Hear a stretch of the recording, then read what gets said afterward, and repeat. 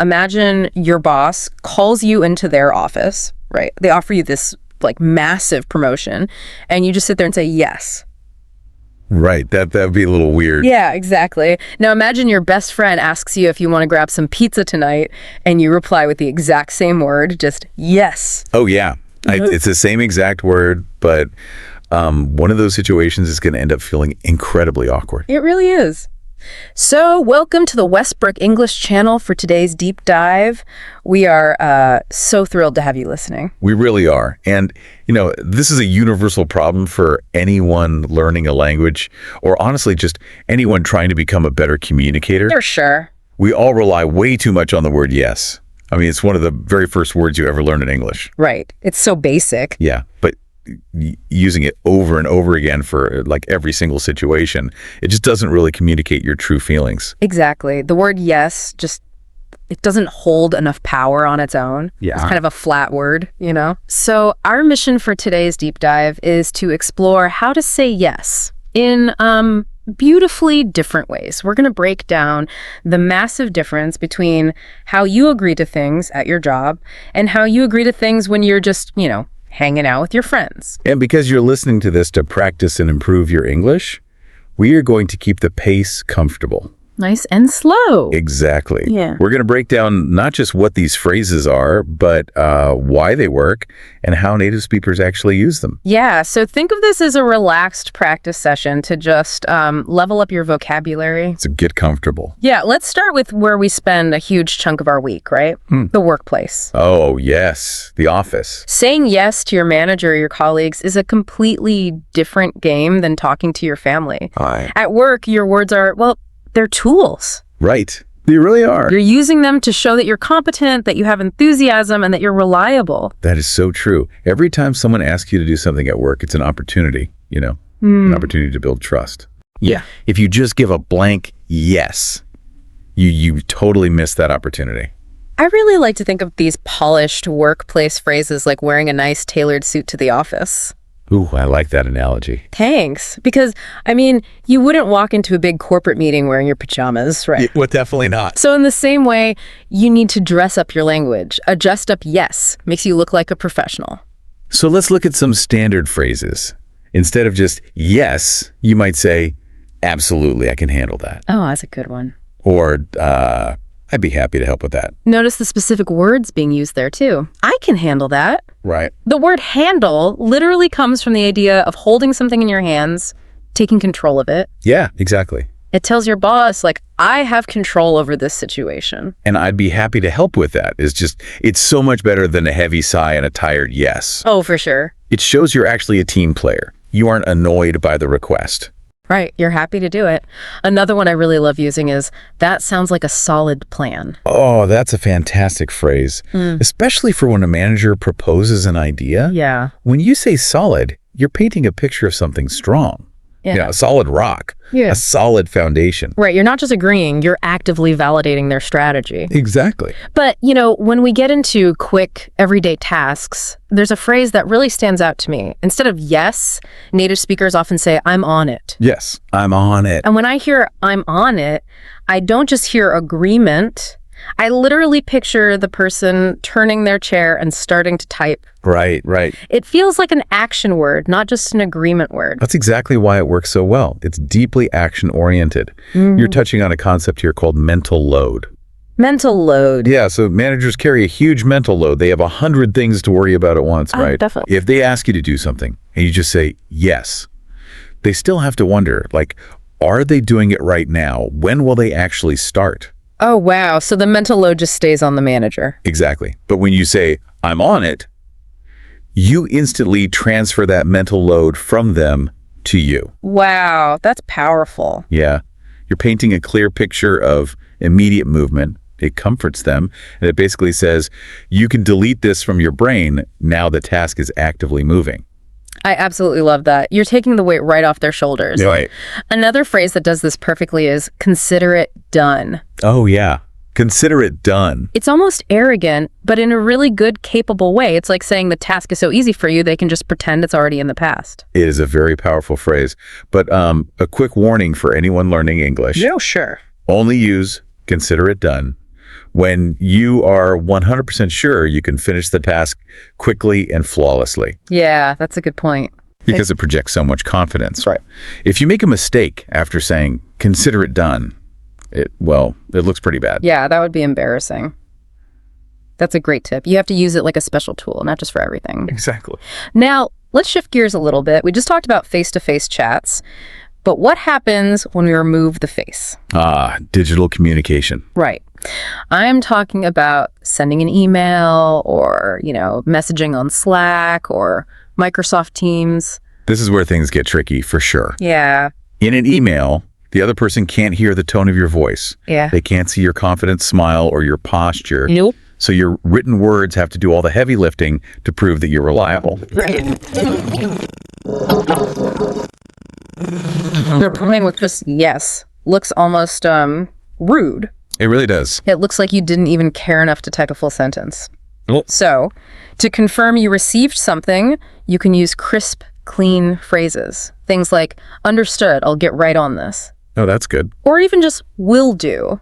Oh, will do is the absolute MVP of office chats. MVP. MVP, meaning most valuable player. It's casual enough that it doesn't sound robotic, but it's completely professional. Yeah, it's perfect for a quick alignment with a coworker on Slack. Exactly. And if you're dealing with big picture company strategy in an email, you might step it up and say, aligns perfectly with our goals. Let's proceed. Very formal. Very nice. But I really want to pause here because this brings up a huge dilemma for a lot of us. Oh, what's that? What happens when you're at work, your boss asks you to do something, and you want to say yes, but you are totally overwhelmed and completely busy?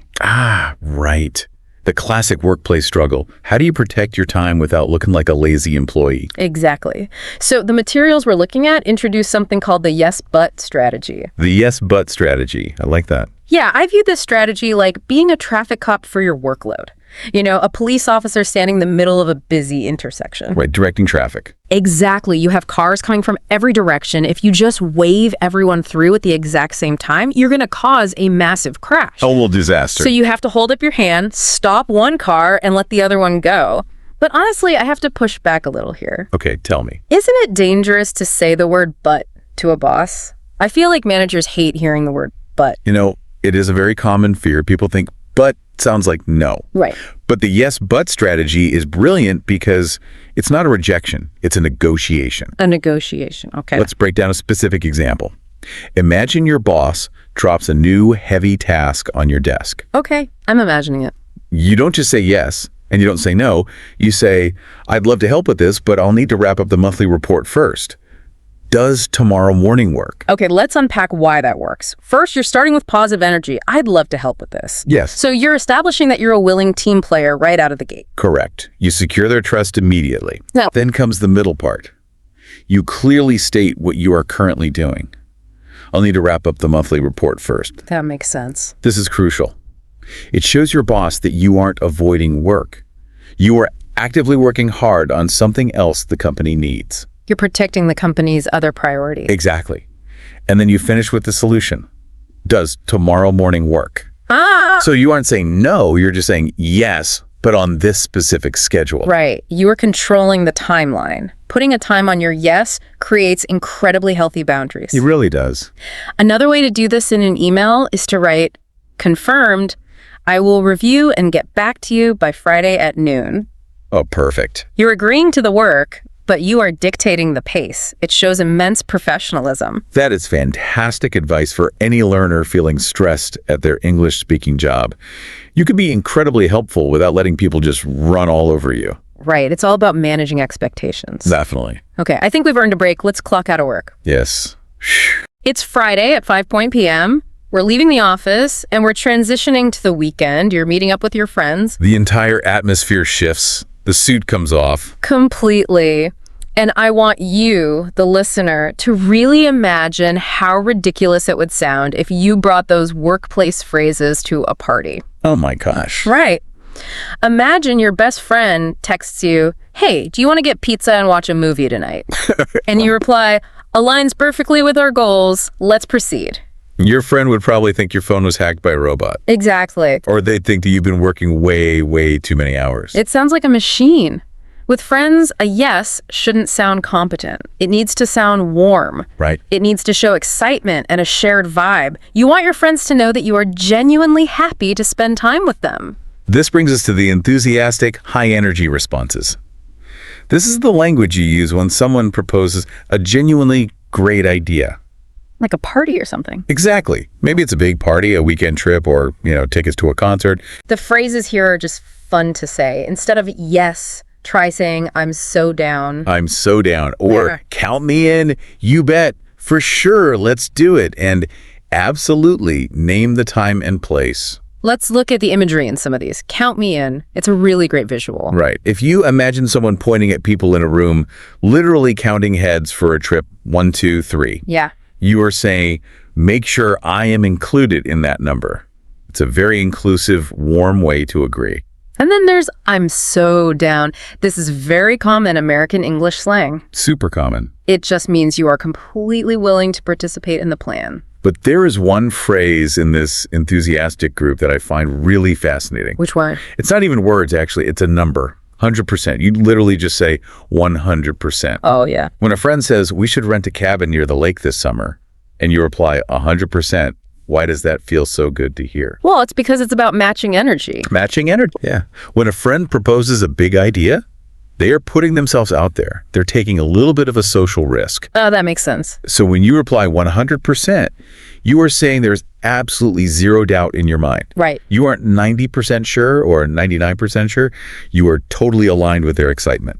It instantly validates their idea. It's the ultimate green light. Zero doubt. You are totally in. Exactly. But let's be real. Not every single plan with friends is a massive, crazy vacation. Sometimes you just want to step down the energy. Right. It would be exhausting if you shouted, I'm so down, 100%, every time someone spoke to you. So tiring. Right. Sometimes it's just a casual coffee or a roommate saying they're going to turn on the TV, just two friends sitting on a couch. Which brings us to the low-key chill phrases. These are very relaxed. Yeah. If your friend says, I'm going to run to the grocery store, I'll be back in 10 minutes, you don't need to jump up and yell. You can just say, sounds good. I would argue that sounds good is one of the most useful and versatile phrases in the entire English language. Really? Oh, yeah. It's polite, it's easy, and it's calm. You can use it when making casual plans, confirming a time to meet, or just acknowledging a statement. It's just really smooth. Other phrases in this low-key group are, yep, works for me, and sure thing feels very friendly and agreeable without requiring a lot of energy. And we also have slightly more modern phrases like total vibe, let's do it. Yeah, total vibe is definitely a younger, more casual way to agree. It means you really enjoy the atmosphere, the aesthetic of whatever the plan is. Right. But, talking about modern young phrases actually leads us directly into a very important warning. Oh, yes. For anyone learning English, there is a major danger zone we need to discuss. It's called the slang trap. This is absolutely crucial for anyone trying to navigate between their social life and their professional life in English. So we're talking about words like bet, no cap, and yes, Y-A-S, yes. Right. Now, I have a playful thought. Earlier, we established that I'm on it is a great way to show fast action at work. What if I reply to my boss's email by saying, no cap, I'll finish the report, just to, keep things fresh? I strongly advise against that. You do? Yes. Unless your goal is to have a very confusing and probably awkward meeting with the Human Resources Department, Fair enough. we need to firmly break down this slang trap. Words like bet, no cap, and yas are heavily slang forward. Right. They are driven by younger generations, specifically Gen Z, and they are strictly 100% for casual use with friends. Let's explain bet for a second because it's so common now. If a friend says, let's play basketball later, you can just say bet. Yeah. It basically comes from the idea of making a wager, right? Like you can bet money on the fact that I will be there. Exactly. It's a fast, modern way to express absolute certainty. But you must never use these words in workplace emails. Even if your boss is young. Even if your boss is young, it blurs the line of professionalism in a way that can actually hurt your reputation. I see. The only tiny exception might be if your company culture is incredibly informal and you're texting a peer. Right. Someone on your exact same level who is basically a personal friend. True, but as a general rule for an English learner, build a thick brick wall between your professional yes and your casual slang yes. Good advice. When you're learning, It is always safer to be a little too polite at work rather than too casual. Yeah. Mixing casual street slang into professional settings can make you appear unprofessional, even if your grammar is technically flawless. That's a huge point. People judge your competence based on your vocabulary choices. They really do. Okay, we have covered a massive amount of ground today. Let's do a quick summary of the journey we just took. Perfect. So we started in the office, looking at polished, capable phrases. Right. We learned how to say, I'm on it, to take the mental load off our managers and consider it done, to project deep confidence. Yeah. We also broke down the yes, but strategy, learning how to protect our time and set boundaries while still remaining completely professional. Then we clocked out, took off the suits, and went to hang out with friends. The fun part. Exactly. We explored warm, high-energy phrases like, count me in, and all 100% to show total alignment and excitement. All right. And finally, we looked at the chill, low-key phrases like the ultimate MVP, sounds good, while making sure we avoid the trap of bringing slang like bet into the office. So for you listening, the main takeaway is this. Having these options makes your English sound so much more natural. It makes you sound fluent. Fluent, exactly. Native speakers instinctively change their vocabulary based on the room they are in. By practicing these different ways to say yes, you're learning how to adapt to any environment beautifully and seamlessly. So as you go out into the world and practice your English this week, I want to leave you with a final thought to ponder. Ooh, what is it? We just spent an entire deep dive looking at one single simple concept. Agreement, just saying yes. And we saw how simply changing the way we agree completely alters how people see us. It really does. It changes whether a manager views us as a leader or whether a friend feels like we truly value their company. It's a profound realization when you think about it. It really is. So if simply changing the way we say yes holds that much psychological power over our relationships, how much hidden power do all our other small everyday words hold over our personal and professional lives? Oh. It makes you want to look at every simple word you know and ask, how can I dress this word up? How can I use it better? That is a brilliant question for our listeners to explore on their own. The words you choose are, they're the paint you use to create the picture of who you are to the world. What a beautiful way to say it. Well, that's all the time we have for today's lesson. It went by so fast. It did. We hope you feel incredibly confident saying yes in all sorts of new, expressive ways. Yes, absolutely. Thank you so much for joining us. Keep practicing, keep speaking, and please don't forget to subscribe to the Westbrook English channel so you never miss another vocabulary building deep dive. We'll see you next time. Goodbye. Goodbye, and happy learning.